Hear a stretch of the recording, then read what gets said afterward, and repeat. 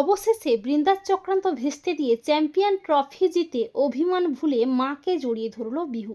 হ্যাঁ বন্ধুরা, আমরা এমনটাই দেখতে পাবো রাঙামতি তীরন্দাজ ধারাবাহিকের আগামী পর্বগুলোতে। বৃন্দার কালো ছায়া থেকে বিহুকে সৎ পথে ফিরিয়ে আনার জন্য মরিয়া হয়ে ওঠে রাঙা। রাঙা বিহুকে শুটার বানাতে চায়।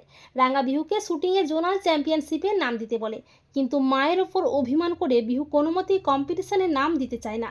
আর বৃন্দা রাঙার নামে আজে বাজে কথা বলে বিহুকে রাঙার বিরুদ্ধে উস্কাতে থাকে। তবে শেষমেশ সৌর্যের কথায় বিহু রাজি হয় কম্পিটিশনে নাম দিতে।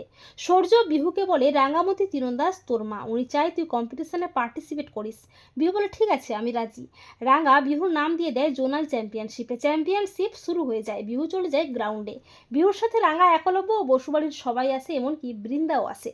বিহু প্রত্যেকটি নিশানায় সবার থেকে এগিয়ে থাকে।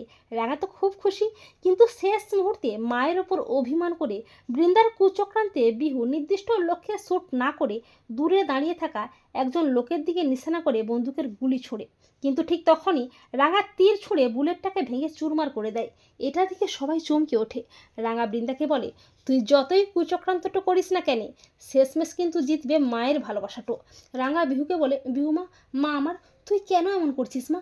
তুই কেন তোর এই সুন্দর জীবনটা নষ্ট করছিস? তুই যদি সত্যি তোর মাকে একটুও ভালোবেসে থাকিস না, তাহলে তোর মায়ের দিবি, তোকে আজকে চ্যাম্পিয়নটা জিততেই হবে।